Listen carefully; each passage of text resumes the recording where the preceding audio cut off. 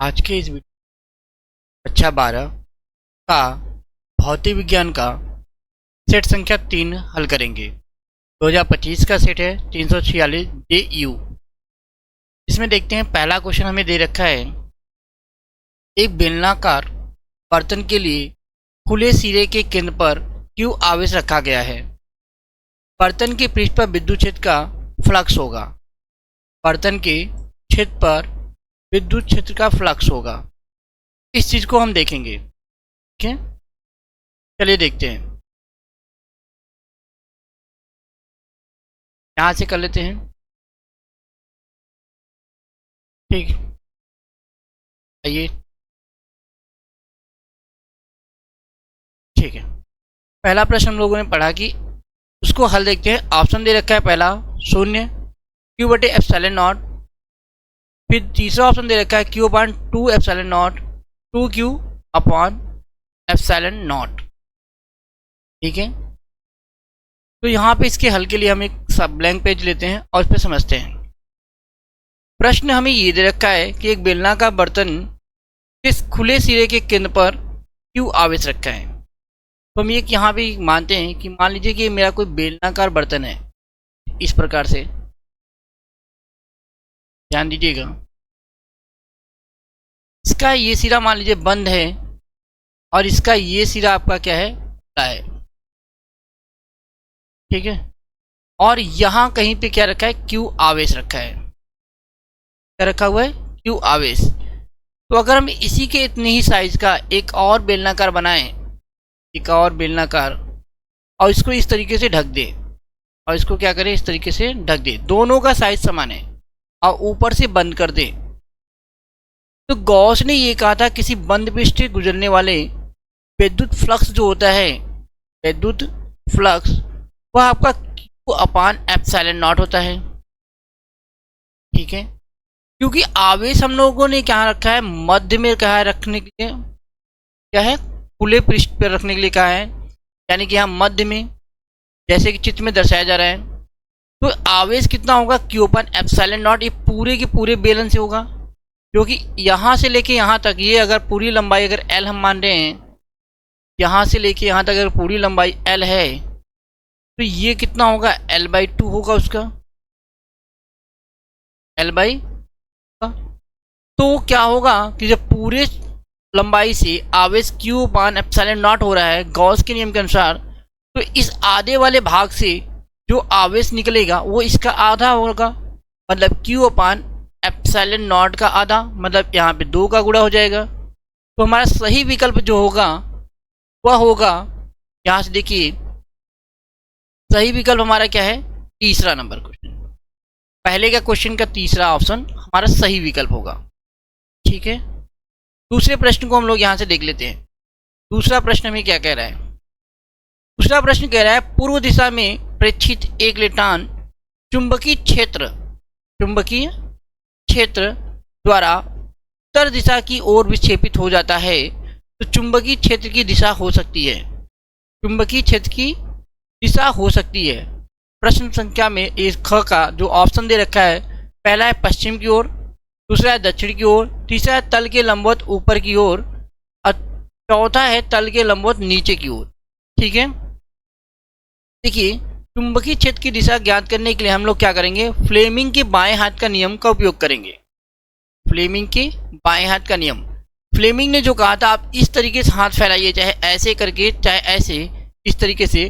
तो आप अपनी इस उंगली को क्या करिए, फ्लेमिंग के बाएं नियम के अनुसार फैलाइए, और फिर आप उसे तय करेंगे। तो आपका जो आंसर होगा यहाँ पे ख का तीसरा सही है, तल के लंबवत ऊपर की ओर होगा। ठीक है, तीसरे ग को देखते हैं। प्रश्न संख्या 1 का ग कह रहा है, समतल विद्युत चुंबकीय तरंगों के पथ में एक मुक्त इलेक्ट्रॉन रखा है। इलेक्ट्रॉन गति करना प्रारंभ करेगा विद्युत क्षेत्र की दिशा में, चुंबकीय क्षेत्र की दिशा में, तरंग संचरण की दिशा में, चुंबकीय क्षेत्र के तल में तथा तरंग संचरण की दिशा में। तो इसका जो आंसर होगा विद्युत क्षेत्र की दिशा में होगा। क्या होगा, विद्युत क्षेत्र की दिशा में होगा। ग का सही आंसर क्या है, विद्युत क्षेत्र की दिशा में ऑप्शन नंबर 1। क्यों? क्योंकि हमेशा याद रखिएगा कि इलेक्ट्रॉन की दिशा के विपरीत दिशा में विद्युत क्षेत्र की दिशा होती है। जैसे अगर मैं ये कहूँ कि ये क्या है, इलेक्ट्रॉन की दिशा है, ये क्या है, इलेक्ट्रॉन की दिशा है, तो विद्युत क्षेत्र की दिशा कहाँ होगी, इसके विपरीत दिशा में विद्युत क्षेत्र की दिशा होगी। इसके विपरीत क्या होगा, विद्युत क्षेत्र की दिशा होगा, मतलब इस डायरेक्शन में विद्युत क्षेत्र की दिशा होगा। ठीक है, अगले प्रश्न को देखते हैं। अगला प्रश्न कह रहा है, ग का प्रश्न है, एक द्विउत्तल लेंस के प्रत्येक पृष्ठ की वक्रता त्रिज्या r तथा उसके पदार्थ का अपवर्तनांक म्यू आपको दे रखा है 1.5 है। इसके लिए पहला ऑप्शन है f बराबर r/2, दूसरा ऑप्शन है f बराबर r, और तीसरा ऑप्शन है आपका f बराबर -r, और चौथा ऑप्शन है f बराबर 2r के। ठीक है, इसको हम लोग हल करके चेक कर लेते हैं। ठीक है, इसको हम लोग हल करते हैं, इससे ये क्लियर हो जाए आपको। इसको हटा लेते हैं यहाँ से और हल करते हैं। चलिए यहाँ से इसको हटा लें, उसके बाद इसको हल कर लेंगे।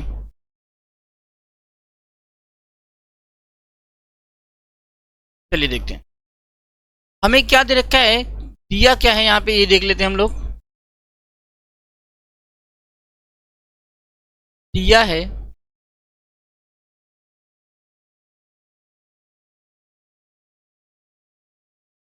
म्यू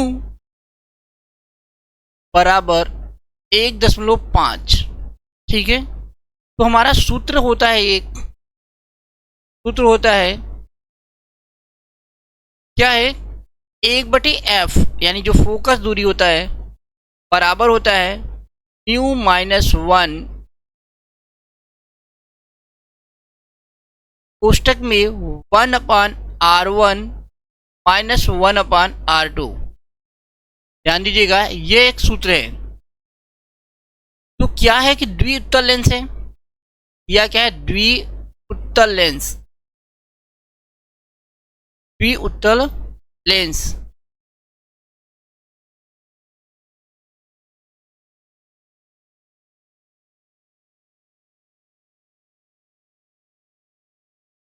के लिए, द्विउत्तल लेंस के ये R1 जो होता है वह आपका होता है +r के,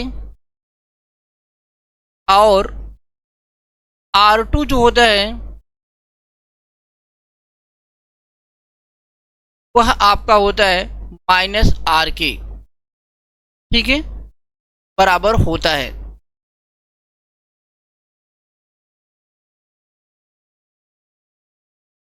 चलिए, तो हम लोग क्या करते हैं, इसका जो मान हमें दिया है उसको इस सूत्र में रखते हैं।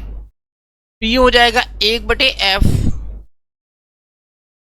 बराबर म्यू का मान हमें दे रखा है 1.5 -1 1/r1, r1 हमारा क्या है, प्लस का r, माइनस 1/r2 मेरा कितना दे रखा है, माइनस का r।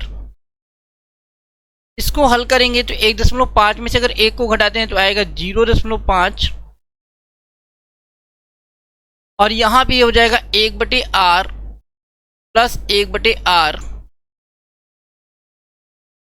ठीक है, और इसको हल करते हैं तो ये हम लिख सकते हैं यहाँ से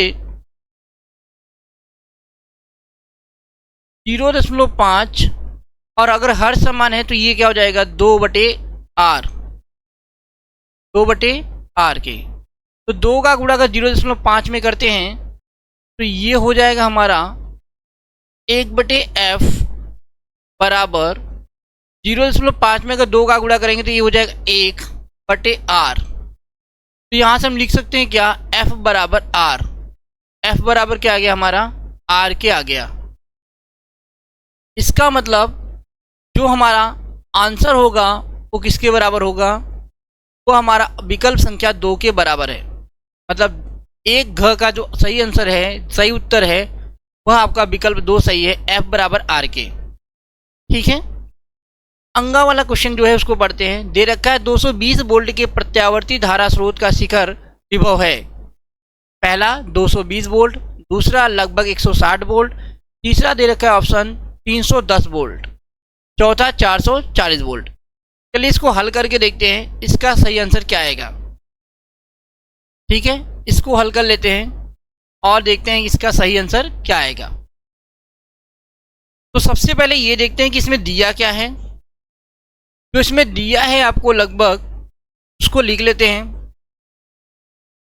दिया है आपका V0 का मान क्या दे रखा है, यहां से देखिए प्रश्न में आपको दे रखा है कि V0 का जो मान होता है या सूत्र होता है, ऐसे देख लीजिए V0 बराबर होता है VRMS इंटू करनी में 2। ठीक है, और आपको VRMS का मान दे रखा है 220 वोल्ट इंटू करनी में 2, और करनी में 2 का जो मान होता है वह आपका होता है 1.414। ठीक है, अब इसका जब हम गुणा करेंगे तो ये आ जाएगा लगभग 311.08 वोल्ट। कितना आ जाएगा, 311.08 वोल्ट। ठीक है, तो हम लोग देखते हैं विकल्प हमारा। तो 311.08 वोल्ट जो है वो हमारा 310 वोल्ट के लगभग आ रहा है। तो विकल्प संख्या हमारा अंगा का क्या होगा, हम कह सकते हैं विकल्प 3 हमारा सही आंसर होगा, क्योंकि यहाँ लिखा है लगभग में। ठीक है, अगले प्रश्न को देखते हैं। अगला प्रश्न कह रहा है शुद्ध अर्धचालक की अपमिश्रित करने पर उसकी चालकता बढ़ जाती है। क्या होती है, बढ़ जाती है। पहला ऑप्शन, दूसरा घट जाती है, तीसरा वही रहती है, चौथा है शून्य हो जाती है। तो हमारा क्या होता है, बढ़ जाती है। जैसे आपने देखा होगा या पढ़ा होगा कि सिलिकॉन का अगर जालक है या आपका जर्मेनियम का जालक है तो हम उसमें कोई त्रिसंयोजकता वाला अपमिश्रक मिलाते हैं या कोई 5 संयोजकता वाला अपमिश्रक मिलाते हैं तो उसके अर्धचालक की चालकता बढ़ जाती है। ठीक है, तो खंड अ यहाँ पे समाप्त होता है। खंड ब का हम पहला क्वेश्चन देखते हैं। पहला क्वेश्चन कह रहा है विशिष्ट प्रतिरोध का मात्रक है। विशिष्ट प्रतिरोध का मात्रक लिखिए। चलिए देखते हैं कि विशिष्ट प्रतिरोध के लिए हम लोग क्या लिख सकते हैं। यहां से ठीक है, देखिए विशिष्ट प्रतिरोध, जो विशिष्ट प्रतिरोध होता है उसे हम दिखाते किससे, रो से, और यह आपका बराबर होता है, यह आपका बराबर होता है प्रतिरोध R और क्षेत्रफल A के गुणनफल, और अनुपात में क्या होता है आपका L। अनुपात में क्या होता है आपका L। तो आप जानते हो कि प्रतिरोध R का जो मात्रक है वो क्या होता है, O, और क्षेत्रफल का मात्रक आप जानते हो कि मीटर स्क्वायर होता है, और लंबाई जो L है उसका मात्रक M होता है। तो M से काटेंगे तो इसका घात कट के 1 बचेगा। तो जो विशिष्ट प्रतिरोध का जो मात्रक आया वह आपका होगा ओम मीटर। क्या होगा, ओम मीटर। ठीक है, अगले प्रश्न को हम लोग फिर से देखते हैं। अगला प्रश्न हमारा है 2 का ख, प्रश्न उत्तर संख्या 2 का ख। कह रहा है धनात्मक जेड अक्ष में रखे लंबे तार में 10 एम्पियर की विद्युत धारा प्रवाहित है। चुंबकीय क्षेत्र की तीव्रता का मान बिंदु 10 सेंटीमीटर 0,0 पर ज्ञात कीजिए। चलिए देखते हैं इसको भी, इसका भी हल हम लोग यहां से देखते हैं। क्या, देखिए ये आपका क का आंसर था, प्रश्न संख्या 2 का क था। ठीक है, अब हम लोग क्या करने जा रहे हैं, 2 का ख करने जा रहे हैं। 2 का ख,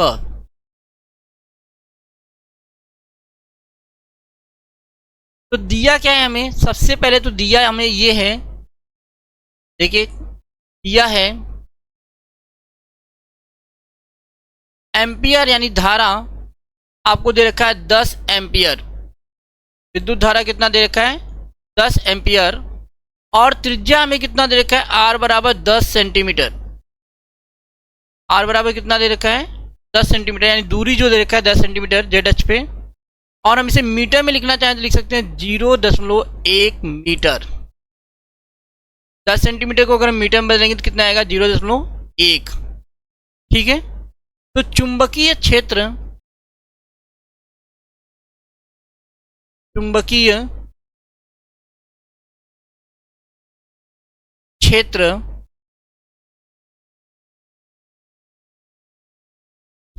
B बराबर होता है आपका Q naught into I upon 2 pi R की। ठीक है, तो यहां देखिए अगर हम इसको लिखना चाहें तो लिख सकते हैं 2 गुणित Q नॉट अपॉन 4 पाई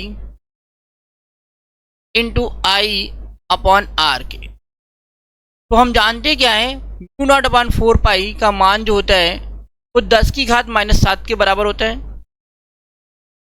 तो ये हो गया 2 गुणित 10 की घात -7, क्योंकि आपको पता है कि क्या कि म्यू नॉट अपॉन 4 पाई जो होता है यह बराबर होता है 10 की घात -7 के। यह आपको पता होना चाहिए। म्यू नॉट अपॉन 4 पाई बराबर किसके होता है, 10 की घात -7 के। और आई का मान हमें कितना दे रखा है, तो 10 एम्पियर दे रखा है। और आर का अगर मान हम चेक करें तो ये हमें दे रखा है 0.1 के, 0.1। ठीक है, तो और इसको हल करते हैं। देखिए यह हमें मिल जाएगा 2 गुणित 10 की घात -7 और 10 की घात 1, तो 10 की घात कितना हो जाएगा, -6। और 0.1 को अगर लिखेंगे तो क्या लिख सकते हैं, 10 की घात -1, और अंश में लेके आएंगे तो क्या हो जाएगा, 10। तो इसका मतलब हम यहाँ से लिख सकते हैं 2 गुणित 10 की घात -5, और चुंबकीय क्षेत्र का मात्रक क्या होता है, टेस्ला। ठीक है, ये हो गया इसका सॉल्यूशन या इसका हल कह दीजिए। अगला प्रश्न हम लोग देखते हैं। अगला प्रश्न क्या कहता है,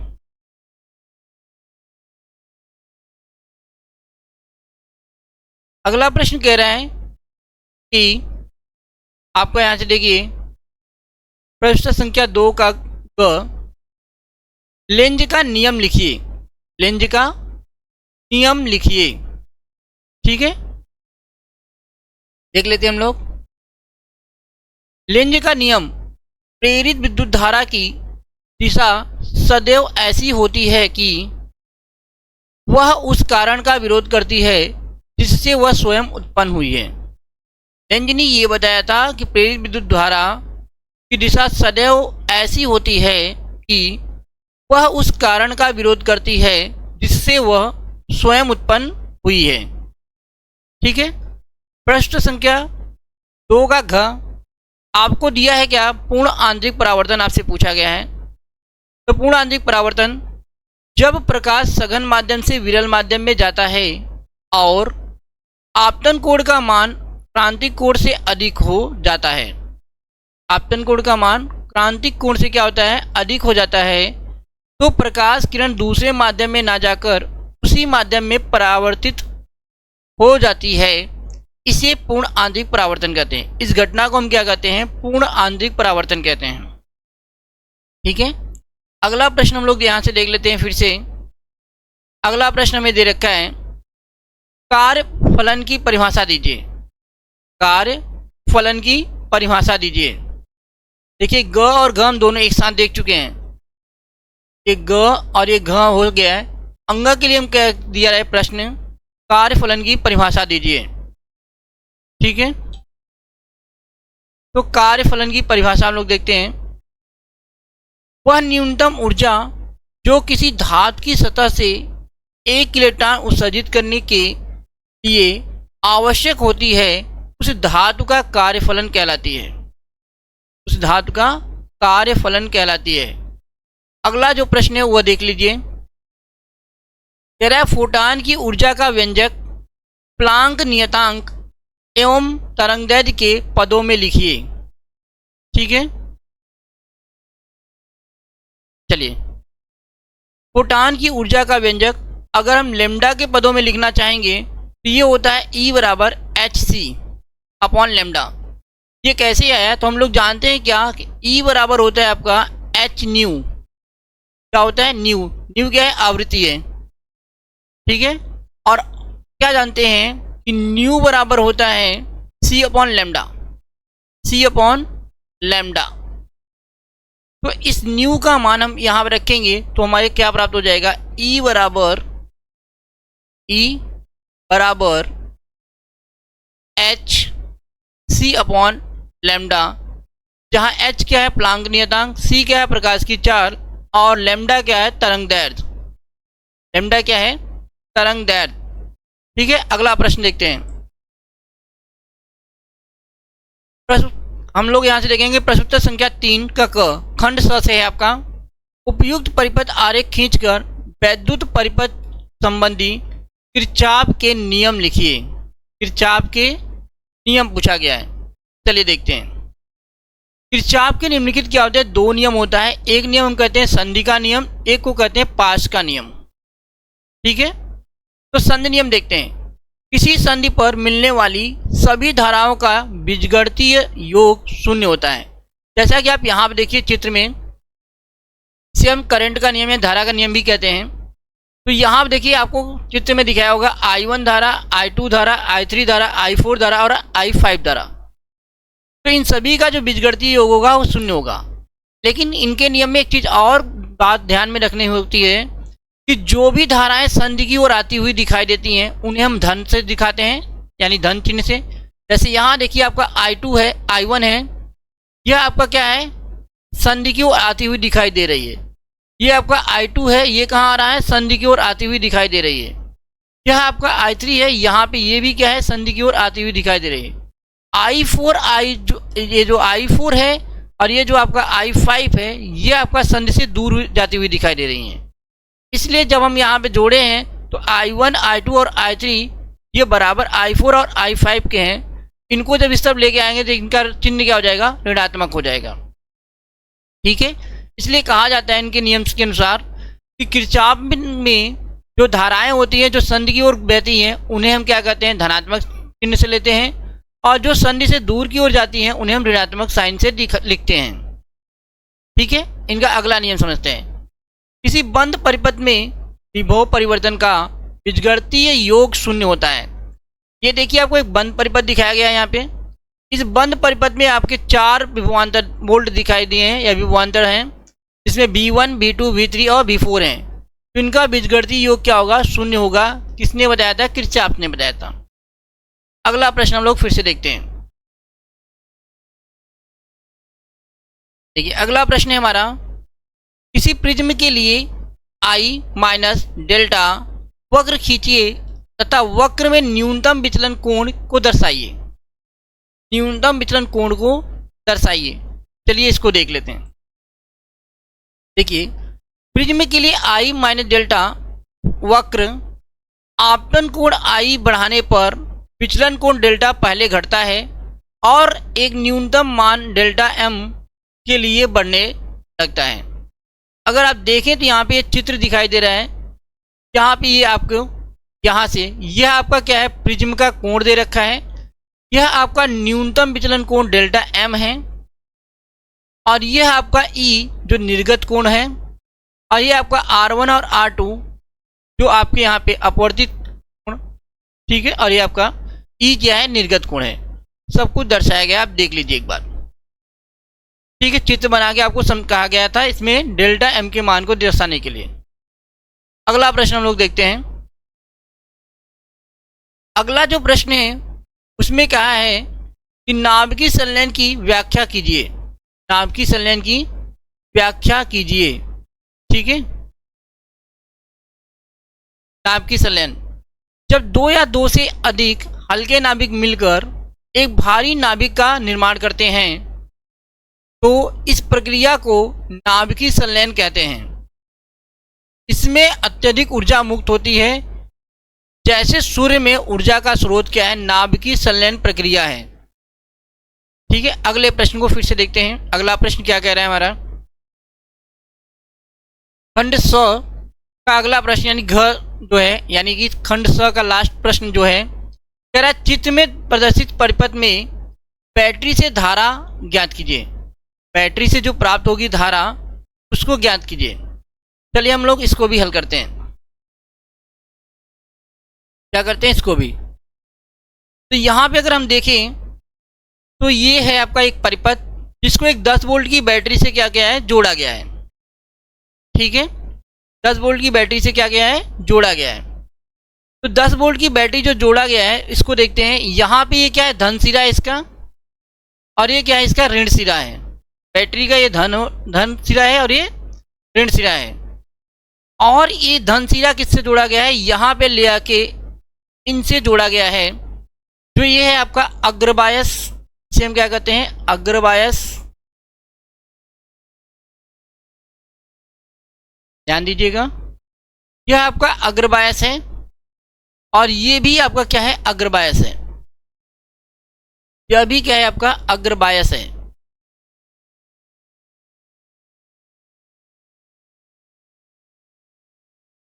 ठीक है, और ये जो है यह आपका पश्च बायस है। क्या है, पश्च। अगर आपने पढ़ा है थोड़ा बहुत तो आपको पता होगा कि जब बैटरी का धन सिरा अग्रबायस के साथ जोड़ा जाता है तो उसमें विद्युत धारा प्रवाहित होती है, और जब बैटरी का धन सिरा किसी पश्च बायस से जोड़ा जाएगा तो उसमें विद्युत धारा प्रवाहित नहीं होती।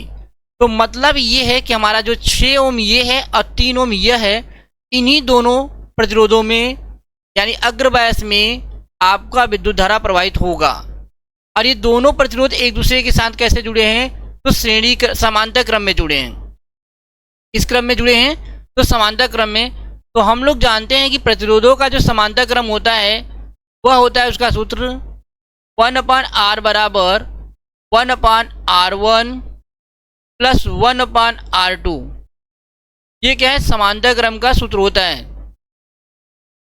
ये क्या है, आपका समांतर क्रम का सूत्र होता है प्रतिरोधों का। तो अगर हम देखें तो इसे हम लिख सकते हैं 1/R। R1 को हम अगर 1/6 मान लें, 1/6 लिख लें, और R2 को 1/3, तो 1/6 और 1/3, तो 6 और 3 का एलसीएम लेते हैं तो क्या आएगा, 6।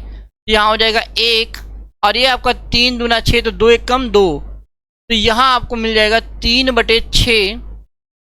इसको काटेंगे तो ये हो जाएगा 1/2। इसका मतलब 1/R बराबर 1/2, 1/R बराबर 1/2। तो R बराबर हम लोग यहाँ से लिख सकते हैं किसके, 2 ओम के, 2 ओम के। तो हम लोग जानते हैं क्या है, ओम के नियम के अनुसार V बराबर क्या होता है, R इंटू आई। तो I हमें निकालना है तो लिख सकते हैं V/R।